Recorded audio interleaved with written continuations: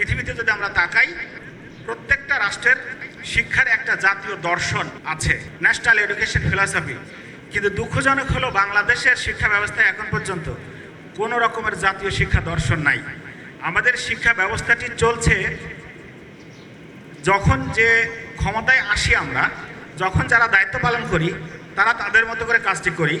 জাতীয়ভাবে আমাদের জাতীয় শিক্ষার একটা দর্শন প্রতিষ্ঠা করা খুব জরুরি হয়েছে এখন। জাতীয় শিক্ষার দর্শন যেমন একটা উদাহরণ যদি দেয়, জার্মান, সিঙ্গাপুর, মালয়েশিয়া, যারা এই আমাদের উন্নয়নশীল দেশ থেকে একটা উন্নত দেশে পরিণত হয়েছে, তাদের প্রত্যেকটা দেশেরই কিন্তু শিক্ষার একটা জাতীয় দর্শন আছে।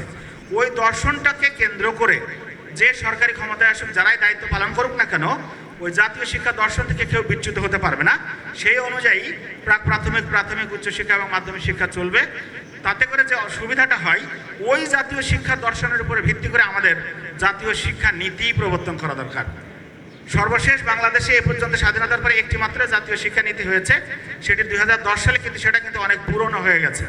সেই জাতীয় শিক্ষা নীতি কিন্তু এখন আর আমাদের 4th industrial revolution, even 5th industrial রেভলিউশনে এসে ওই জাতীয় শিক্ষা নীতিটি কিন্তু এখন অগ্রহণযোগ্য হয়েছে এবং ওইটা কিন্তু এখন রিভিজিট করা এবং ওইটা কিন্তু আমাদের এখন পুনর্বার বিবেচনা করে নতুন এই গণতান্ত্রিক সরকারের উচিত খুব দ্রুততম সময়ের মধ্যে জাতীয় শিক্ষা সংস্কার কমিশন ঘোষণা করে একটা জাতীয় শিক্ষা নীতি প্রবর্তনের ব্যবস্থা করা, যেটা আগামী 10 বছর 20 বছর অর্থাৎ স্বল্প মেয়াদী, মধ্যম মেয়াদী এবং দীর্ঘমেয়াদী কিছু নীতিমালা প্রণয়ন করা, যেটা শিক্ষার মান উন্নয়নের জন্য অত্যন্ত গুরুত্বপূর্ণ ভূমিকা পালন করবে।